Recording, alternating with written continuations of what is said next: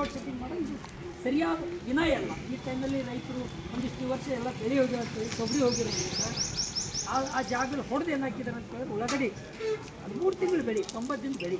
ಆ ಉಳ್ಳಾಗಡ್ಡಿ ಆದರೆ ಏನಾದರೂ ಒಂದು ಸೇರಿ ಅನುಕೂಲ ಆಗ್ತಕ್ಕಂಥ ಇವರೆಲ್ಲ ಉಳ್ಳಾಗಡ್ಡಿ ಬೆಳೆಗಾರರೆಲ್ಲ ಒಂದು ಸಂಕಷ್ಟದಲ್ಲಿದ್ದಾರೆ. ಅವ್ರಿಗೆ ಒಂದು ಕಡೆ ಏನಾಗಬೇಕಂತಂದ್ರೆ 2 ದಿನ ನೀರು ಕಟ್ಟೋದು ಹೋಯ್ತು ಅಂದರೆ ಈ ಹಸಿ ಅಟ್ಟೆ ಉಳಿತಂದ್ರೆ ಹಸಿ ಅಟ್ಟೆ ಇರ್ತದೆ ಸರ್, ಅದು ನೀರು ಬಿಡಲಿಲ್ಲ. ಈ ಬಿಸಿ ನೀರು ಅಂತೀವಿ ನಾವು, ಈ ಬಾಯ ನೀರು ಬೋರ್ವೆಲ್ ನೀರು ಬಿಸಿ ನೀರು ಬಿಟ್ಟೇವೆ ಅಂದ್ರೆ 3 ದಿನದ ಭೂಮಿ ಹರ್ಕೊಂಬರ್ತೀವಿ, ಹಸಿದು ಭೂಮಿನ ಹರ್ಕೊಂಬರ್ತೀರ, ಅದು ಉಳಿಯೋದಿಲ್ಲ. ನಮಗೊಂದಿಷ್ಟು ಅನುಭವ ಇದೆ. ಹಾಗಾಗಿ ಇವ್ರು ಏನು ಮಾಡ್ತಾರೆ, ಟಿ ಸಿ ಹೋಗಿದ್ರು ಕೂಡ 4 ದಿನದಲ್ಲಿ 8 ದಿನದಲ್ಲಿ ಟಿ ಸಿ ಕೊಡ್ಲಾರ್ಥ ಪರಿಸ್ಥಿತಿಯನ್ನು ನಂಬರ್ 2 ಏನು, ಅವ್ರು ಲೋಡ್ ಶೆಡ್ಡಿಂಗ್ ಮಾಡಿ ಕರೆಂಟ್ ಕಮ್ಮಿ ಕೊಟ್ಟು ಒಂದು ಮೋಸ ಮಾಡ್ತಾರೆ.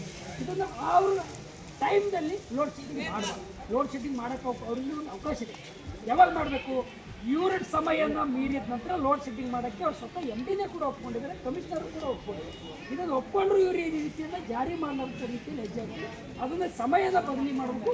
ರೈತರಿಗೆ ಕರೆಂಟ್ ಕೊಟ್ಟ ಟೈಮಲ್ಲಿ ಯಾವುದೇ ಕಾರಣಕ್ಕೂ ಲೋಡ್ ಶೆಡ್ಡಿಂಗನ್ನು ಮಾಡಬಾರ್ದು ಅಂತೇಳಿ ನಾವೇನು ನಮ್ಮ ಮನವಿ ಪತ್ರದ ರೆಫರೆನ್ಸ್ ಆಗಿ ತಾವು ದಯವಿಟ್ಟು ಆ KB ಡಿಪಾರ್ಟ್ಮೆಂಟವ್ರಿಗೆ ಪತ್ರ ಬರಬೇಕು ಈ ವಿಷಯಕ್ಕೆ ಸಂಬಂಧಪಟ್ಟಂಗೆ ಅಂತಕ್ಕಂಥ ವಿನಂತಿಯನ್ನು ಮಾಡ್ತೀವಿ. ಈಗೇನೋ ಅವರು KBದವರಂತೂ ಯಾರೋ ಅವ್ರ ಪರವಾಗಿ ಒಬ್ಬರು ಬಂದಿದ್ದಾರೆ, ಅದಕ್ಕೆ ಸಂಬಂಧಪಟ್ಟಂಗೆ ಅದೊಂದು ಮನವಿ ಪತ್ರ ಅದನ್ನು ಟೈಮನ್ನು ಬದಲಿ ಮಾಡೋಕ್ಕೆ ನಿಮ್ಗೆ ಅಧಿಕಾರ ಇದೆ.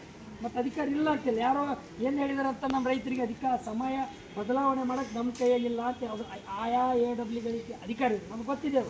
ಅದನ್ನು ನೀವು ಅದು ಚೇಂಜ್ ಮಾಡ್ಕೊಳ್ಳೋಕೆ ನಿಮ್ಗೆ ಅವಕಾಶ ಮಾಡಿಕೊಡ್ರಿ ಸರ್. ಅಣ್ಣವ್ರೆ ಮೊನ್ನೆ ಬಂದು ಮನವಿ ಪತ್ರ ಕೊಟ್ಟಿದ್ವಿ ಸರ್, ಅವ್ರಿಗೆ ನಾವು ರೈತರು ಬಂದು ಕಷ್ಟ ಆಗ್ಲತ್ತ ಸರ್ ಮಾಡಿ ಅಂತ ಸೋರ್ಕೆಲ್ಲ ಕೊಟ್ಟಿದ್ವಿ. ಅವತ್ತು 3 ದಿವಸ ಕೊಟ್ಟರು ಸರ್, 9 ಗಂಟೆಯಿಂದ 4 ಗಂಟೆ ಮಾಡ್ತೀವಿ ಅಂದ್ರೆ ಒಪ್ಕೊಂಡ್ರೆ 3 ದಿನ 4 ದಿವಸ ಕೊಟ್ಟರೆ ನೆಕ್ಸ್ಟ್ ಡೇನಾಗೆ ಬೆಳಗ್ಗೆ 5 ಗಂಟೆಗೆ ಟೈಮ್ ಮಾಡಿರಿ.